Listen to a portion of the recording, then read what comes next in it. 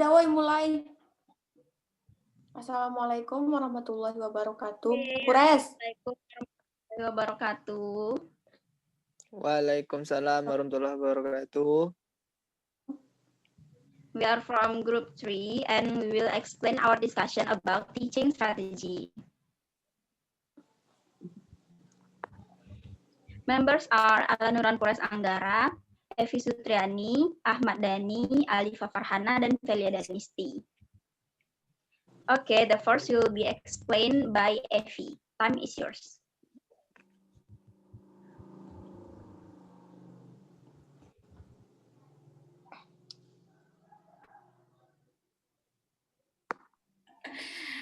Okay, teaching strategy. The term teaching is used to refer to anything done by materials, developer, or teaching, or to facilitate the learning of language. The essence of teaching looks like a process that is a process which is done by teacher in a close learning activity of student. The teacher has the first role, indirect, and creates a situation to the learning process. According to David, the strategy is a sure mean of purpose, a leg to reach. Strategies is in learning can make a process of learning can be active. The teacher has been the lesson plan. The teacher has to teacher prepare the trick to create efficient and effective teaching and learning activity. The trick is called a teaching strategy. The word strategy is derived from the Greek strategia.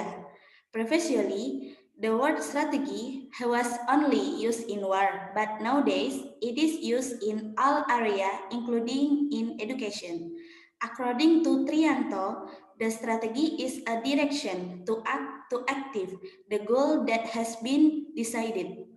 Ricard stated that strategy is defined as a set of procedure in learning, thinking, teaching, and so on, that is used to achieve a certain goal.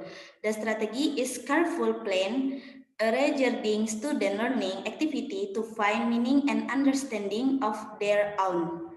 Teacher strategy is a plan made to achieve the goals of teaching much easier.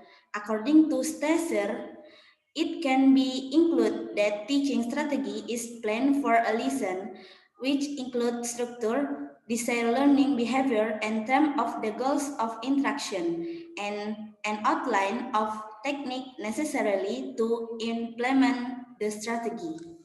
Next will be read by Alifa Farhana. Okay, next 7 types of learning strategies.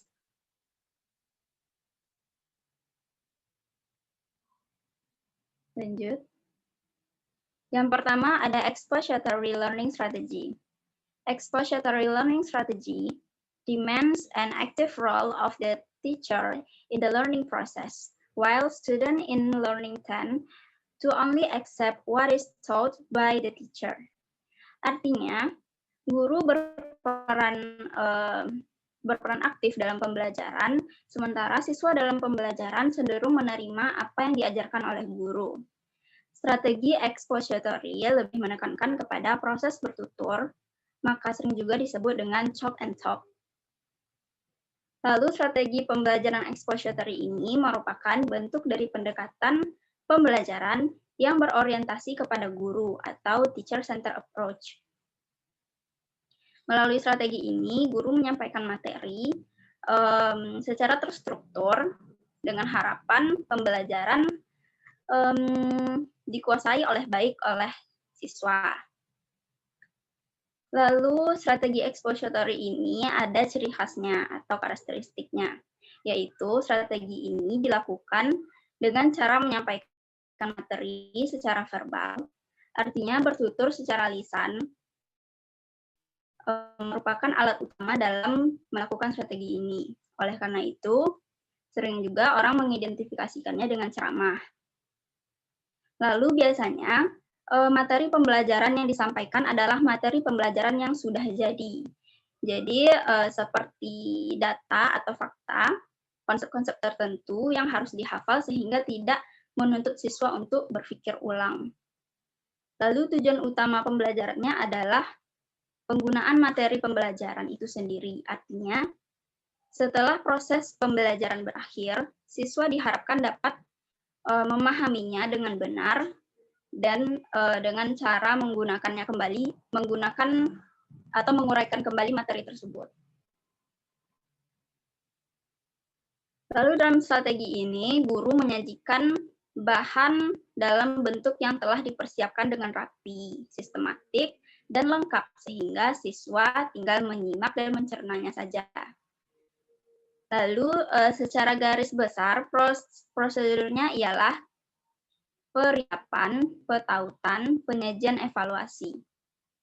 Lalu Arsubel berpendapat bahwa pada tingkat-tingkat belajar yang lebih tinggi, siswa tidak selalu harus memahami sendiri. Siswa akan mampu dan lebih efisien memperoleh informasi sebanyak-banyaknya dalam tempo yang sesingkat-singkatnya. Dan yang penting, siswa itu dikembangkan penguasaannya atas kerangka konsep-konsep dasar atau pola-pola pengertian dasar tentang sesuatu, sehingga dalam mengorganisasikan data, informasi, dan pengalaman yang bertalian dengan hal tersebut. Thank you. Next will be explained by Velia. Time is yours. Thank you, Alifa. Next, Evi.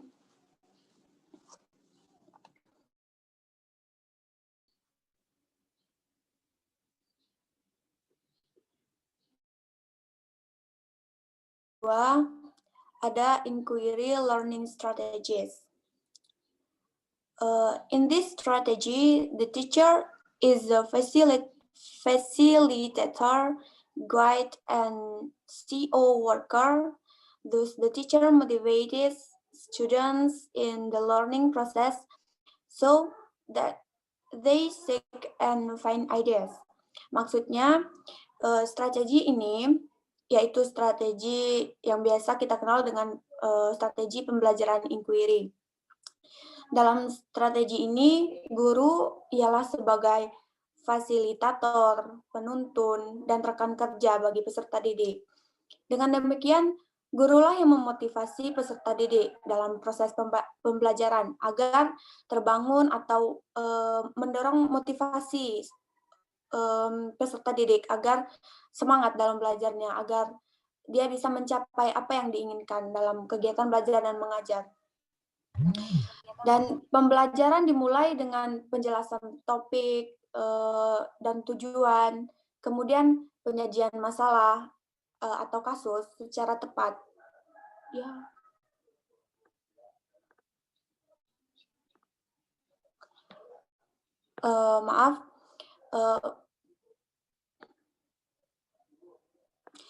Maksud saya, pembelajaran dimulai dengan penjelasan topik dan tujuan.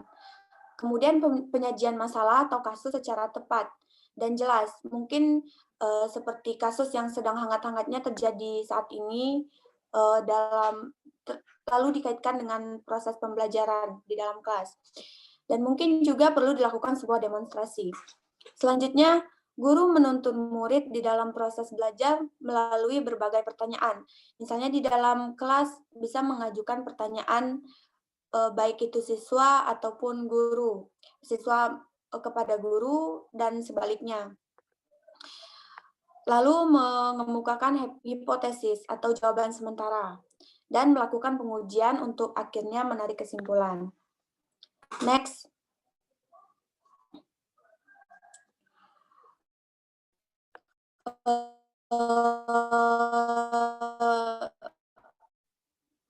Yang ketiga adalah problem-based learning strategy.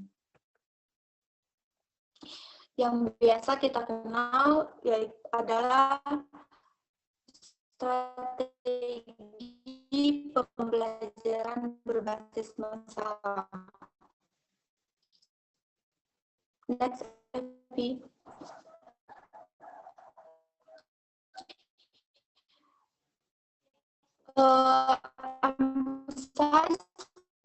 problem recognition in order for analysis. 8 steps for computer information and load. Maksudnya bagi pembelajaran berbasis masalah. Proses belajar guru menekankan masalah yang diajukan dibahas tadi seperti yang terjadi.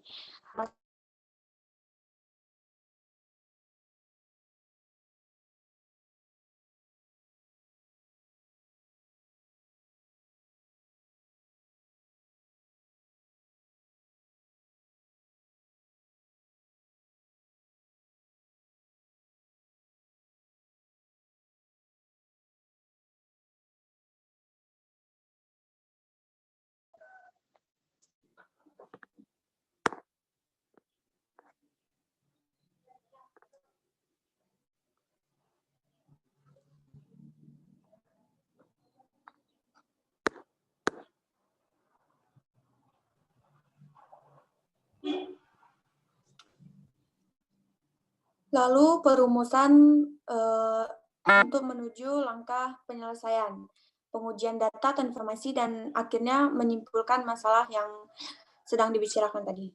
Thank you.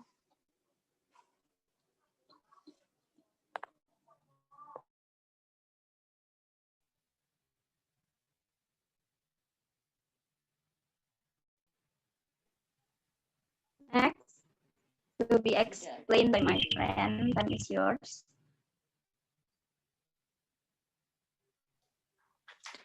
Okay.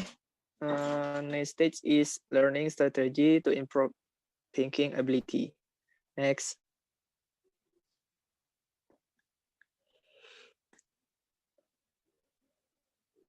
Strategy emphasize the formation of students' thinking skills. The teacher guides students not only to know the content of teaching materials, but also in order to understand the learning code and formulate concepts, ideas or ideas.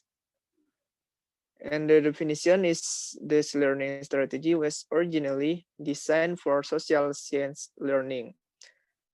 However, of course, with various topics just the learning strategy to be discussed can also be applied to other subjects.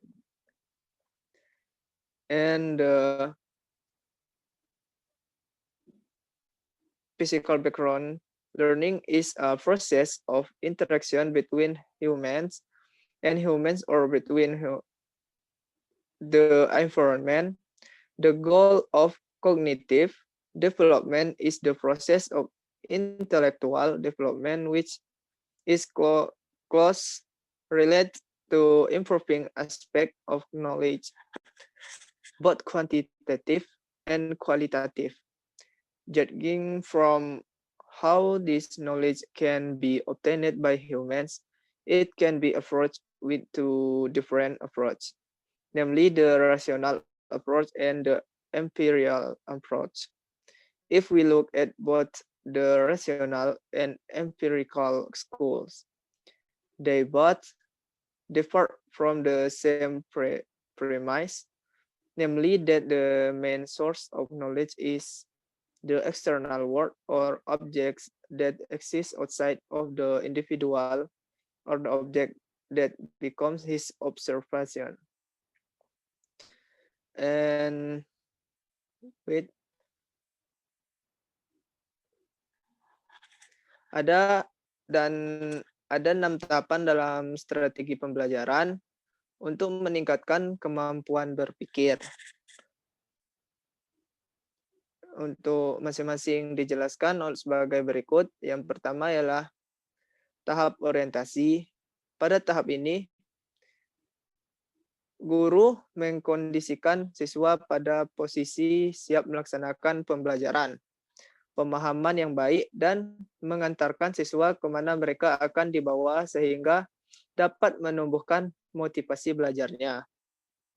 Oleh karena itu, Tahapan ini merupakan tahapan yang sangat penting dalam pelaksanaan proses pembelajaran. Untuk itu, dialog yang dikembangkan guru pada tahap ini harus dapat menggugah dan menumbuhkan minat belajar para siswanya. Untuk tahap selanjutnya ialah tahap pelacakan. Tahap ini berguna untuk memahami pengalaman dan kemampuan dasar siswa sesuai dengan tema atau materi pelajaran yang akan kita bahas untuk proses belajar. Untuk tahap selanjutnya itu tahap konfrontasi. Tahap konfrontasi merupakan tahap mempresentasikan masalah yang harus diselesaikan sesuai dengan tingkat kemampuan dan pengalaman siswa. Selanjutnya tahap inquiry. Tahapan ini merupakan tahapan terpenting dalam proses ini. Pada tahap inilah siswa benar-benar berpikir melalui tahap inquiry. Siswa diajak untuk menyelesaikan permasalahan yang mereka hadapi sendiri. Untuk selanjutnya, tahap akomodasi. Tahap akomodasi merupakan tahap pembentukan pengetahuan baru melalui proses inferensi. Pada tahap ini, siswa dituntut untuk dapat menemukan kata kunci yang sesuai dengan topik atau tema pelajaran. Untuk yang terakhir, tahap transfer. Tahap transfer merupakan tahap menghadirkan masalah baru yang sesuai dengan masalah yang dihadirkan. Tahap transfer dimaksudkan sebagai tahapan agar siswa mampu mentransfer kemampuan berpikir siswa untuk menyelesaikan masalah baru. Pada tahap ini, dapat memberikan tugas yang sesuai dengan topik pembahasan. Dalam strategi ini, pembelajaran berguna untuk meningkatkan kemampuan berpikir siswa, dan guru harus menempatkan siswa sebagai subjek pembelajaran, bukan sebagai objeknya. Oleh karena itu, inisiatif pembelajaran harus muncul dari siswa sebagai subjek pembelajaran. Hindari guru sebagai sumber belajar yang memberikan informasi tentang materi pembelajaran. Jadi siswanya itu harus kreatif untuk belajar dengan sendiri-sendiri. Oke, terima kasih. Next is Pures. Time is yours.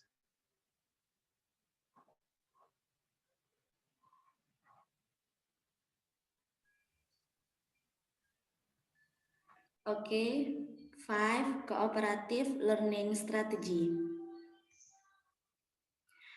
According to Jensen, definisi cooperative learning is the instructional use of small group so that students work together to maximize their own and each other's learning. Model pembelajaran kooperatif adalah model pembelajaran yang mengutamakan ekstensi kelompok. Model pembelajaran ini mengutamakan kolaborasi dalam memecahkan masalah untuk menerapkan pengetahuan dan keterampilan untuk mencapai tujuan pembelajaran. Tujuan model pembelajaran ini ialah hasil belajar akademik siswa meningkat dan siswa dapat menerima berbagai keragaman dari temannya serta pengembangan keterampilan sosial. Dalam pembelajaran kooperatif, diskusi dan komunikasi dikembangkan dengan tujuan agar siswa berbagi kemampuan, belajar satu sama lain untuk berpikir kritis, berbagi pendapat, saling memberikan kesempatan untuk menyalurkan kemampuan, saling membantu belajar, menilai kemampuan dan peran mereka sendiri dan teman-teman yang lain. Oke, selanjutnya Pures.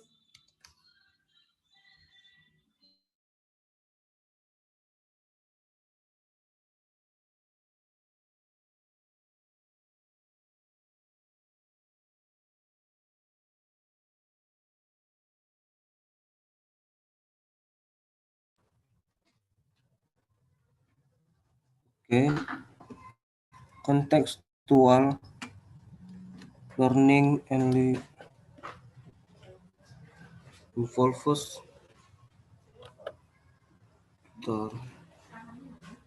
contextual teaching and learning involves making learning meaningful to students by connecting to the real world. It draws upon students' diverse skills,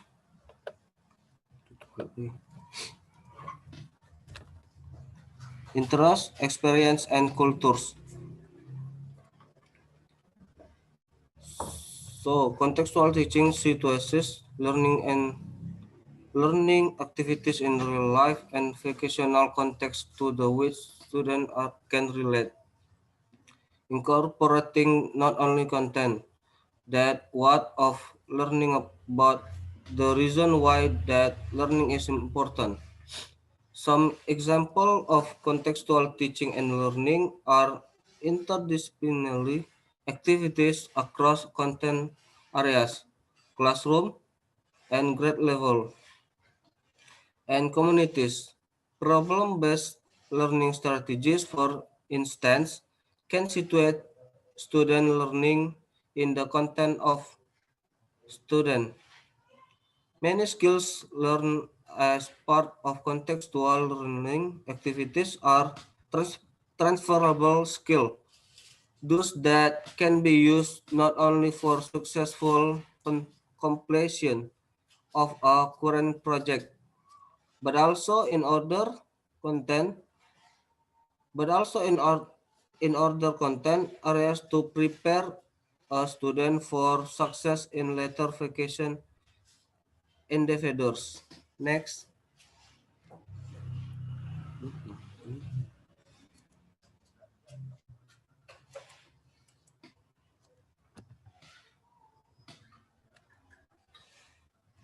Effective learning strategies. Effective strategies are learning strategies concerned with managing emotion, both negative and positive. The relationship between effective strategies and learning is not clear, but positive, effective environment helps learning in general. For example, lowering anxiety levels with relaxation techniques is one kind of effective strategies. In the classroom, the teacher can play an active role in developing and exploiting effective strategies by building a generally positive atmosphere in the class.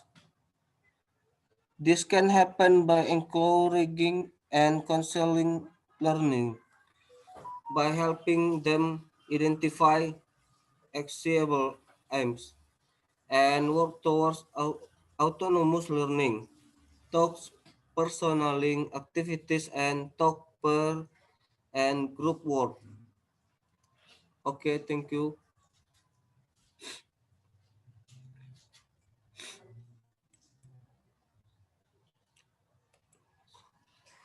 Okay, it's from our presentation. Thank you for your attention. And wassalamualaikum warahmatullahi wabarakatuh. Waalaikumsalam warahmatullahi wabarakatuh. Warahmatullahi wabarakatuh.